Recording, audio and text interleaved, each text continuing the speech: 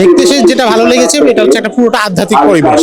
অর্থাৎ এখানে লাখ লাখ মানুষ, আপনি দেখেছেন প্রচুর মানুষ, কিন্তু একটা সুশৃঙ্খলা আছে এবং একে অপরের প্রতি এহসান করার যে বিষয়টা এবং সামান্য কারণে ক্ষিপ্ত না হওয়া, এটা কিন্তু অন্য কোনো জায়গায় হলে অনেক সমস্যা হতো, কিন্তু পুরো বিষয়টা সুশৃঙ্খল ভাবে হচ্ছে এবং আমলের মধ্যে আছে সবাই। আমরা যখন সকালে নেমেছি ফজরের পরে, তখন জিকির হচ্ছিল, সব মানুষ জিকির আজকারে ব্যস্ত ছিল, তিলাওয়াতে ব্যস্ত ছিল।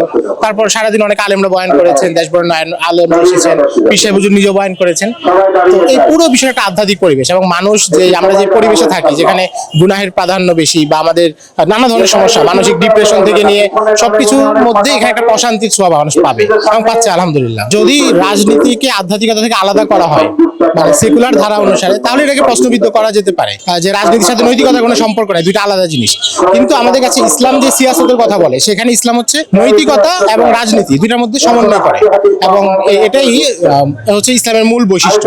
সেই জায়গা থেকে এটা পাশাপাশি থাকাটাই কাম্য। বরং যেখানে আধ্যাত্মিকতার পরিবর্তে অতিমাত্রায় রাজনীতিকরণ ঘটে, সেখানে ধীরে ধীরে প্রচুর বিকৃতি ঘটতে থাকে, যেটা অনেক প্রমাণ আমরা আমাদের সমাজে দেখতে পাচ্ছি। দেখুন, আপনি যেটা বলেছেন এটা হাজার হাজার মানুষের ক্ষেত্রে এটা ঘটেছে এবং এটা কয়েক দশক ধরে, মানে পুরো চরমনাই দরবার ইতিহাস যদি আমরা দেখি, মরহুম ইসহাক রাহিমাহুল্লাহ, তারপরে উনাদের বর্তমান পীর সাহেবদের বাবা এবং উনাদের সময় এটা ধারাবাহিক চলছে। তো একজন মানুষের হেদায়েত, নবীজি আলী রাদিয়াল্লাহু তাআলা আনহুকে বলেছেন যে তোমার মাধ্যমে যদি একজন মানুষও হেদায়েত পায়, তাহলে সেটা আরবের সবচেয়ে দামি লাল উটের চাইতে উত্তম। তো আপনি চিন্তা করেন, যেখানে একজন মানুষকে হেদায়েতের পক্ষে আনলে এই ব্যাপার, তাহলে লাখ লাখ মানুষ যেখানে দিন পাচ্ছে, সেখানে একটা অনেক বড় ব্যাপার।